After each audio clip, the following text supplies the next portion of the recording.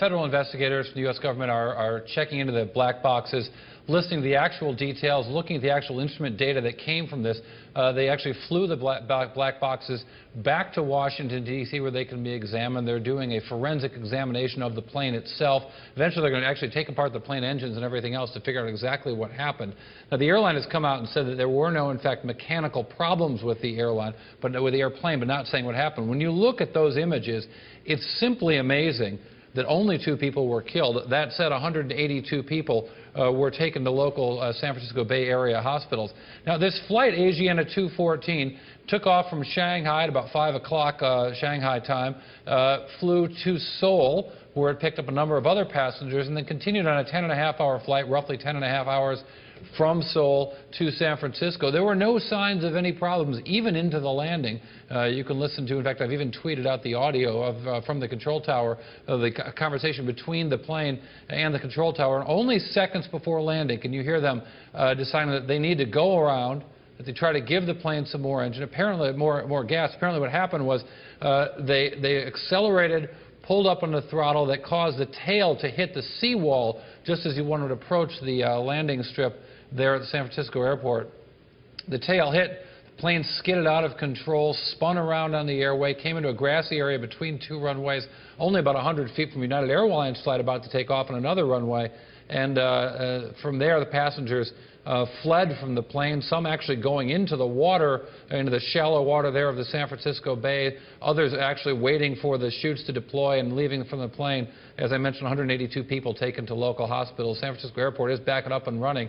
You can see all that debris scattered, the pieces of the plane, the luggage and so on, scattered all the way from the site of the crash straight out to right where the water is and where the actual collision initially took place. Yep, and all accounted for, because there were some reports on Sunday evening that maybe one was unaccounted for, according to the fire department in San Francisco. But we know that tragically 2 people died in this, but all on board have now been counted, right? Yeah, Susan, everyone was accounted for. You can imagine it's a fairly chaotic situation. That said, the San Francisco Police Department was on the scene exactly 7 minutes after it landed. Now, this plane, this Boeing 777, is one of the 12 that Asiana has in their fleet.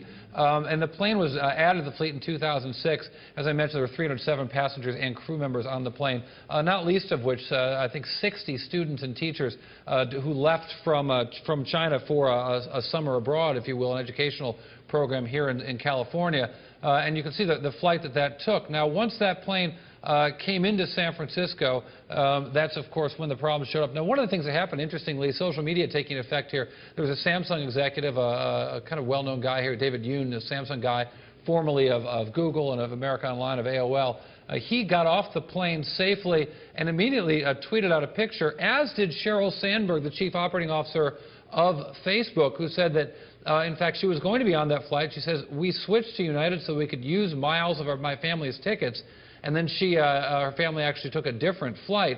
And she mentioned that David was on the flight. David Yoon's picture really went viral on social media. He put it out on Path and on Twitter, and it captured this image. He wrote, feeling a little shaky from yesterday's experience, as we wrote today, but strengthened by outpouring of support from all over. The picture that he put up also really shocked him, as you could see the smoldering plane sitting there on the runway. Now, his Twitter account, you see in that graphic there that he's got 25,000 followers.